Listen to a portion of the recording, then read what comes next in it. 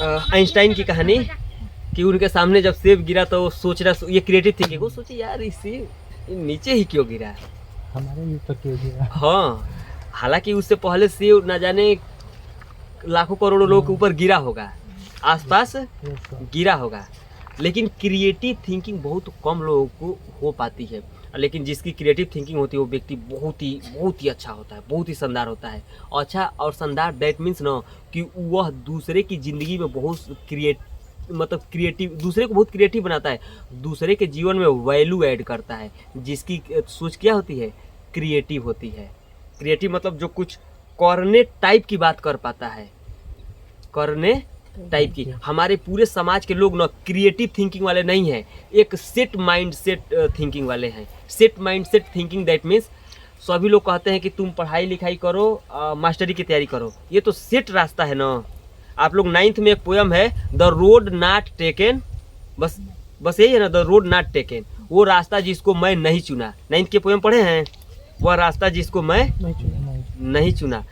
उस पोयम में बताए हैं रॉबर्ट फ्रॉस्ट, राइटर कौन है, रॉबर्ट फ्रॉस्ट। उस राइटर उस पोयम में बताए हैं ना कि इस दुनिया के 90% लोग उस रास्ते को चुनते हैं जिसको सब चुनते हैं, और 10% 5% लोग, वो तो 95% सभी अच्छे लोग बोलते हैं, 95% लोग उस रास्ते को चुनते हैं जिस रास्ते को सब चुनते हैं, केवल 5% लोग उस रास्ते को चुनते हैं जिसको बहुत कम लोग चुनते हैं। उस पोयम में रॉबर्ट फ्रॉस्ट ने बताया है कि मैंने भी अपने जीवन में उस रास्ते को चुना जिस पे कम लोग गए थे। हम सभी लोग उस रास्ते को चुनते हैं जिस पे सब लोग जाते हैं। और ऐसा क्यों होता है, ये होता है ऐसा क्यों है, क्योंकि हम लोग क्रिएटिव थिंकिंग वाले बन नहीं पाते हैं। क्रिएटिव थिंकिंग का मतलब कि आप खुद कुछ करें, और जब आप खुद कुछ करेंगे तो बहुत लोगों को लाभ मिलेगा। जैसे माझी द माउंटेन का नाम सुने हैं, दशरथ मांझी, फगुनिया तो हमार जान है रे जान, तोरा को इतना चाहते हैं, इतना चाहते हैं, इतना चाहते हैं, इतना चाहते हैं, इतना चाहते हैं, कितना चाहते हैं, का बताएं, सीना चीर के दिखाएं बजरंग बली जैसा। पहाड़ तोड़ दिए थे, कैसा, उनकी वाइफ थी फगुनिया, प्रधानमंत्री थी इंदिरा गांधी, मिलने के लिए आई थी, कैसा। तो कुछ करने के लिए ना खूब पढ़ना लिखना जरूरी नहीं है, पढ़े लिखे सब पढ़े लिखे, कुछ करने के लिए क्रिएटिव माइंडसेट चाहिए।